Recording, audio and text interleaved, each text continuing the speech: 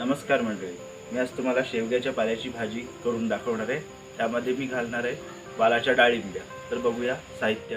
हे बघा, शेवग्याचा पाला मी धुवून घेतलेला आहे आणि ह्यामध्ये आता फोडणीसाठी साहित्य आहे। राई आहे, इथे जिरा आहे, हळद आहे, हिंग आहे, घरगुती लाल मसाला आहे आणि चवीपुरता थोडा गूळ घेतलेला आहे। आणि हे बघा, ह्या डाळिंब्या काढून घेतलेल्या आहेत वालाच्या, आणि खोबरं आणि कांदा आणि 2 लसणाच्या पाकळ्या। यामध्ये आता आपण 1.5 चमचा तेल घालतोय, थोडी राई,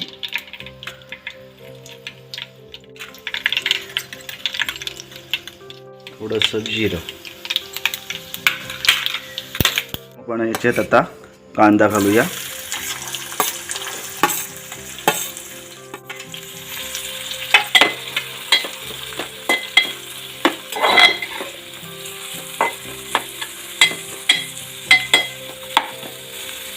लसणाच्या 2 पाकळ्या होत्या त्या टाकतोय, ठेचून घेतलेले।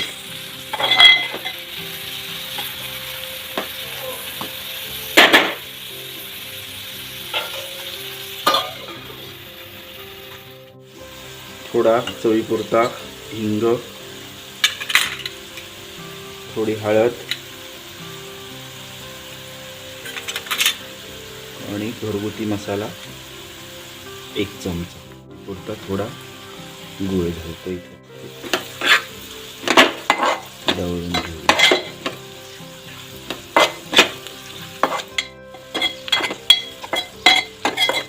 आपण सोललेल्या डाळिंब्या घालणार आहोत, परतून घेतो थोडं।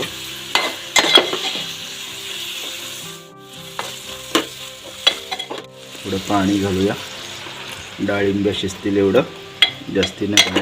पाणी घालून झाले, आता एक उकळ यासाठी मी झाकण ठेवून देतोय, गॅस थोडा फुल करतोय। हे बघा, बिरडं आपलं शिजलेलं आहे। तर ह्याच्यात मी मीठ घालतोय, थोडं हलक्या हाताने ढवळून घ्यायचंय। तर ह्याच्यात आपण शेवग्याचा पाला घालतोय,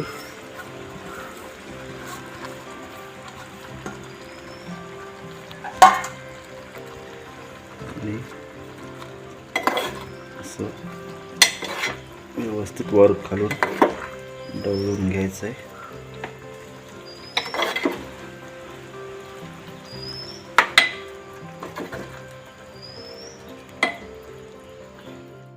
खोबरं, गॅस बारीकच ठेवलाय, आता मी फुल करतोय।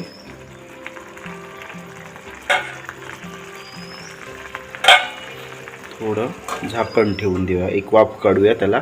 बघा, भाजी आपली तयार झालेली आहे। शेवग्याचा पाला पण व्यवस्थित शिजलेला आहे। मी आता गॅस बंद करतो। हे बघा, गॅस मी बंद केलेला आहे आणि आपली भाजी छान अशी तयार झालेली आहे, तुम्ही पाहू शकता।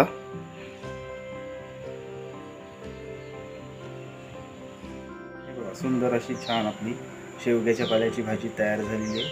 ही आपल्या शरीरासाठी पोषक असते, प्रतिकारशक्ती वाढते ह्या भाजीने, आणि डायबिटीससाठी खास उपयुक्त भाजी आहे। आमची ही भाजी तुम्हाला रेसिपी कशी वाटली हे जरूर कळवा।